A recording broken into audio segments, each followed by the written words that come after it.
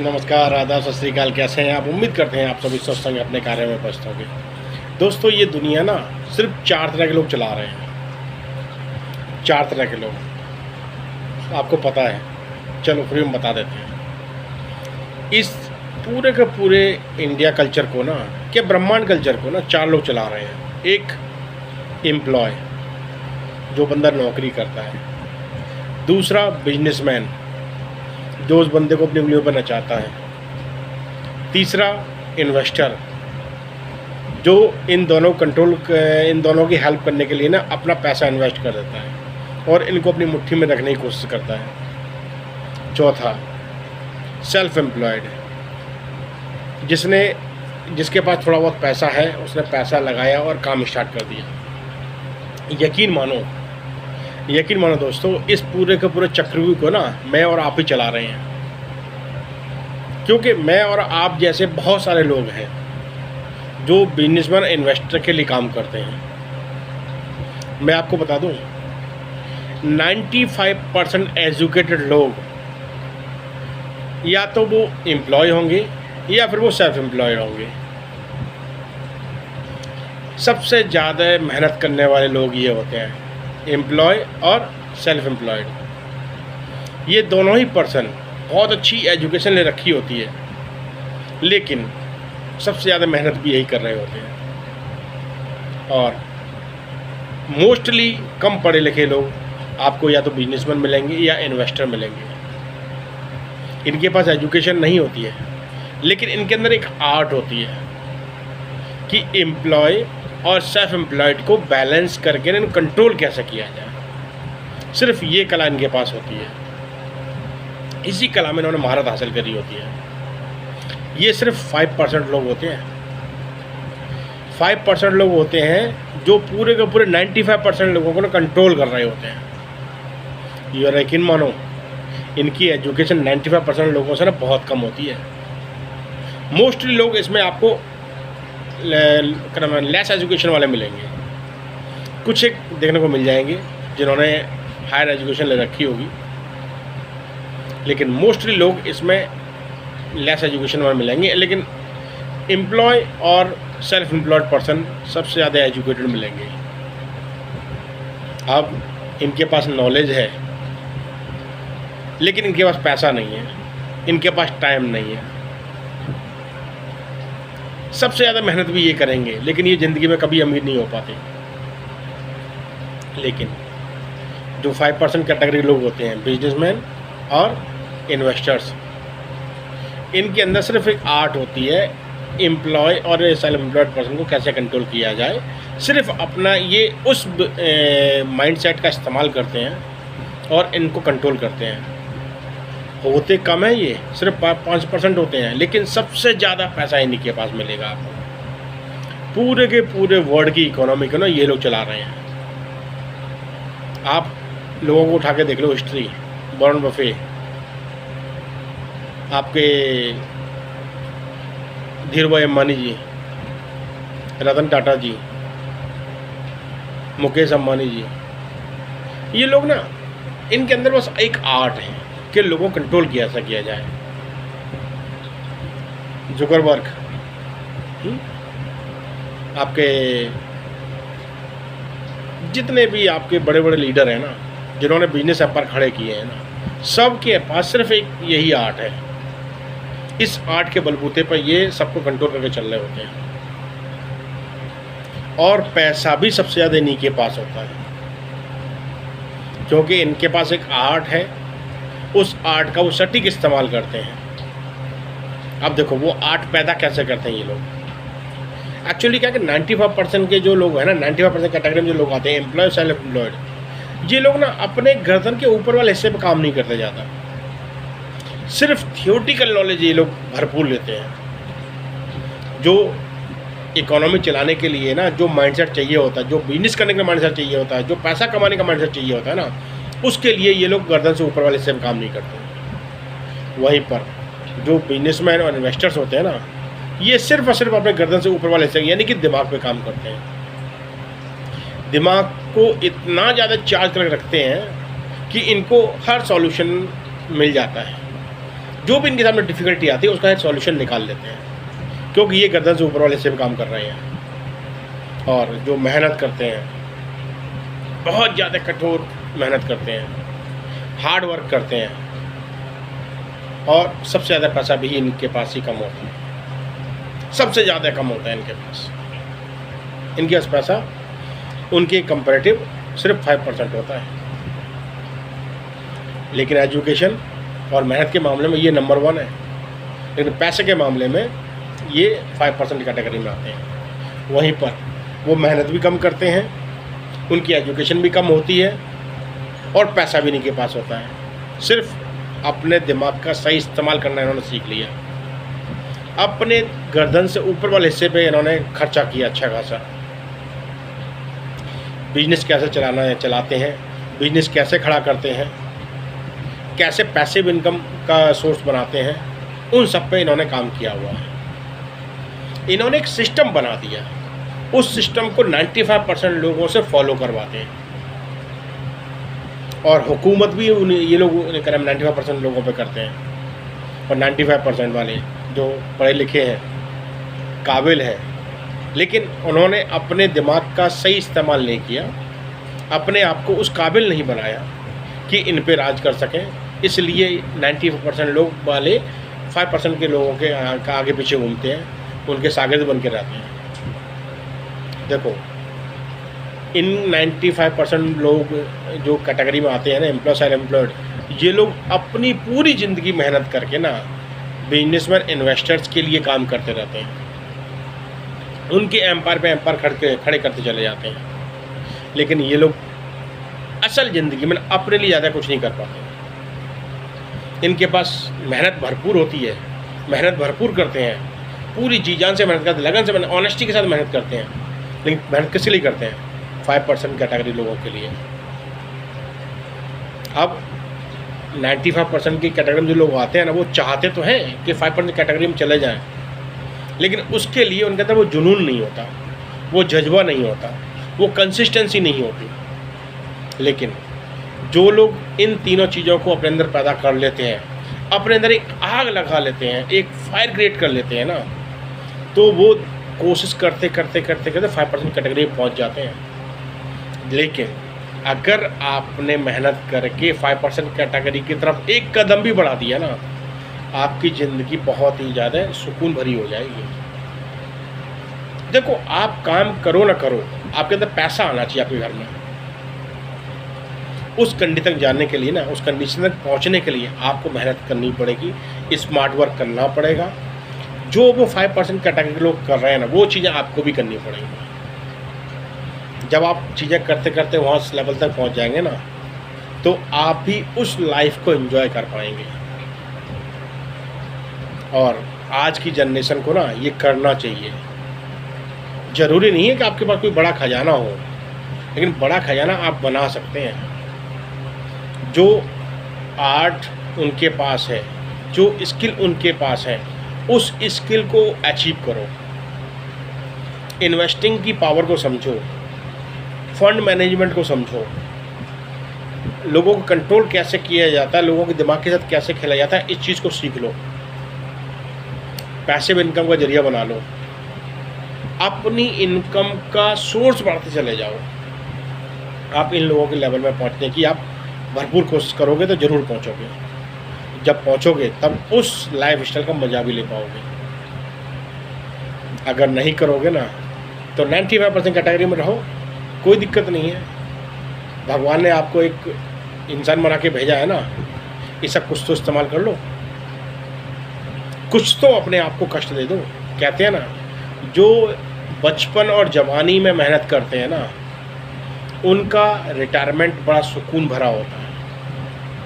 अगर आप भी चाहते हैं आपका रिटायरमेंट वाला एज पे आप सुकून भरी ज़िंदगी जिए, तो मेहनत करके ही आप कर सकते हैं, स्मार्ट वर्क करके ही कर सकते हैं, इन्वेस्टिंग करके ही कर सकते हैं। इसके अलावा कोई रास्ता नहीं है। अब बात आती है एक्टिव इनकम कैसे बढ़ाई जाए।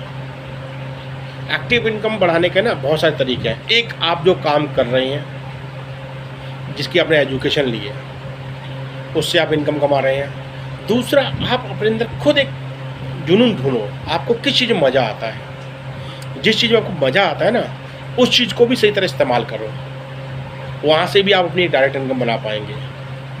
जैसे जैसे आपकी डायरेक्ट इनकम आपकी बढ़ती चली जाए ना, वैसे वैसे अपने आप को ना 3-4 कैटेगरी में अपने आप को सिक्योर करो। एक, आपको रिस्क मैनेजमेंट आना चाहिए। रिस्क मैनेजमेंट क्या? सबसे पहले रिस्क मैनेजमेंट को कंट्रोल करो। रिस्क कैसा होगा? रिस्क आपका बच्चे की हायर एजुकेशन का होगा, मेडिकल एक्सपेंसेस का होगा, आपकी लाइफ सिक्योर रहे, आपके लिए टर्म इंश्योरेंस वगैरह हो, वो आपके लिए रिस्क मैनेजमेंट आपका कंट्रोल करेगा। तो ये 3-4 कैटेगरी हैं, इनको सिक्योर करो। उसके बाद एक और ज़रूरी बात, अपने लिए ना इमरजेंसी फ़ंड को धीमे धीमे इकट्ठा कर दो। इमरजेंसी फ़ंड कैसे आप इकट्ठा करेंगे?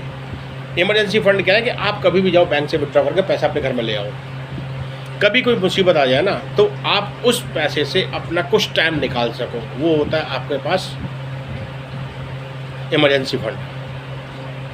आप बैंक में आप एफडी कर दो, आप आरडी कर दो, धीमे धीमे पैसा आपका इकट्ठा, आपको यहाँ पे इंटरेस्ट ज़्यादा नहीं मिलेगा, लेकिन इमरजेंसी फ़ंड आपका इकट्ठा हो जाए। ये पैसा आपको ज़्यादा इंटरेस्ट नहीं देगा, लेकिन हाँ, इन्फ्लेशन रेट को ज़रूर थोड़ा मीट कर पाएगा। 7% का आपका इन्फ्लेशन रेट होता है, महंगाई दर 7% के आसपास होती है। तो बैंक में आरडी और एफडी में लगभग इसी के आसपास आपको इंटरेस्ट मिलेगा, यानी कि पैसा आपका लेवल पर रहने की उम्मीद है। थोड़ा कम रहेगा लेकिन लेवल रहेगा। कभी इमरजेंसी में आपको पैसा चाहिए, जाओ बैंक से निकालो, एफडी विड्रॉ करो, आरडी विड्रॉ करो, और इमीडिएट आपके अकाउंट में पैसा आ जाएगा, आप उसको इस्तेमाल कर दो। एक ये आपको करना जरूरी है। दूसरा है, आपको मनी मैनेजमेंट आना चाहिए। मनी मैनेजमेंट क्या है? आप जो इनकम घर लेके आ रहे हैं ना, खर्चे उससे ज़्यादा नहीं होना चाहिए। अगर खर्चे उससे ज़्यादा हो गए तो आप ज़िंदगी भर कभी उभर नहीं पाओगे। आप समझो, आपको यहाँ पर अपने खर्चों को, अपना एक लिमिटेड दायरा है, उसके अंदर आप रखो। लिमिटेड दायरा क्या है? मैंने आपको एक रूल बताया था, 30-50-20। आप अपनी इनकम का 30% इमीडिएट आप निकाल दो इन्वेस्टमेंट करने के लिए। आपको इन्वेस्ट करना ही करना है। 50% आपका जो इनकम है उसमें आप अपने सारे खर्चों को मेंटेन करो। डेली के आपका राशन आना है, घर में आपको खर्चे के लिए पैसे चाहिए, आपकी बच्चे की स्कूल फीस वगैरह भरनी है, तो इन चीज़ों को, बिजली का बिल भरना, रेंट भरना है और कार की EMI जानी है, इसमें आप इसको मेंटेन करो। 20% आप अपने लाइफ को, साल में एक बार कहीं बाहर घूमने चले गए, फैमिली को बाहर घुमा के लिए आए, किसी 5 स्टार होटल में आप यहाँ खाने जाकर, क्योंकि देखो ज़िंदगी है, आपको सारी चीज़ें करनी है, तो इस 20% में अपने आप को मैनेज करके चलो। ये आपको फंड मैनेजमेंट आना चाहिए। अब बात आती है इन्वेस्टमेंट की। जो आपने 30% पैसा निकाला है ना, कहते हैं ना, कभी भी एक बास्केट में सारे अंडे नहीं रखना चाहिए। यानी कि जो भी आप इन्वेस्ट करें ना, सिर्फ एक जगह पर लगा के मत रखो। इसको ना मैंने आपको बताया हुआ है, 3 कैटेगरी में डालो, लार्ज कैप, मिड कैप और स्मॉल कैप। तो तीनों का पोर्टफोलियो बैलेंस्ड रहेगा। आपका एक एवरेज रिटर्न आपको 15% के आसपास आपको मिलता रहेगा।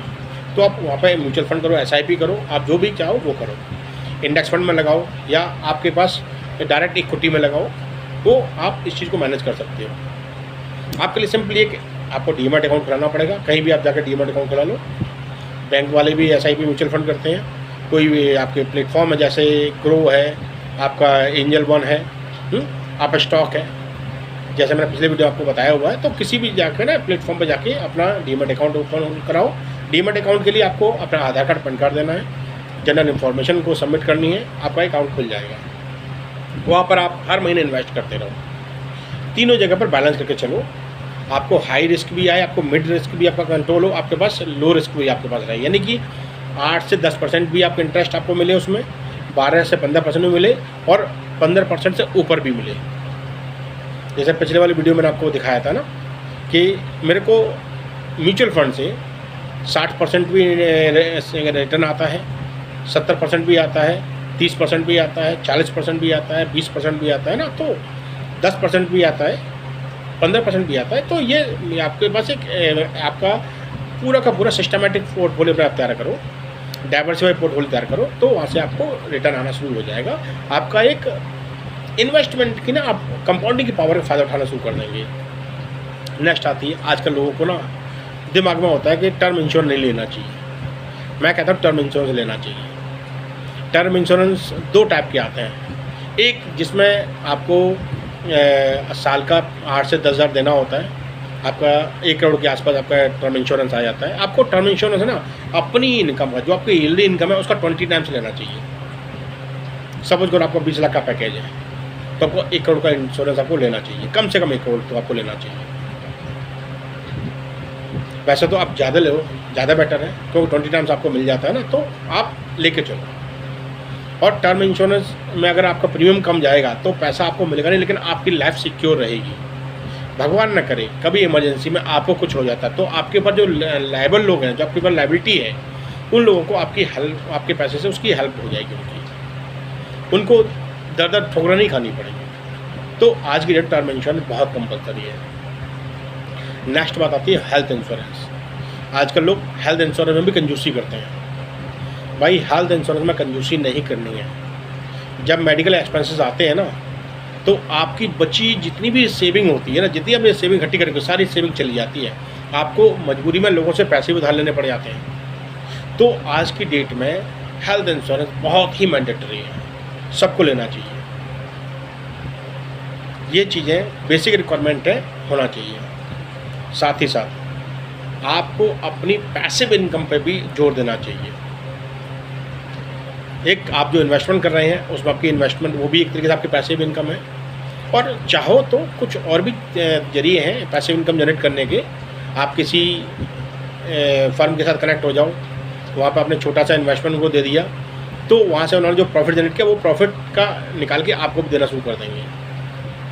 आप किसी कंपनी से अपने इन्वेस्टमेंट दे रहे हैं, तो वहाँ से जो भी कंपनी प्रॉफिट जनरेट करेगी उसमें शेयरिंग आपको देना शुरू कर देती है। तो ऐसे आपकी पैसिव इनकम बढ़ जाती है।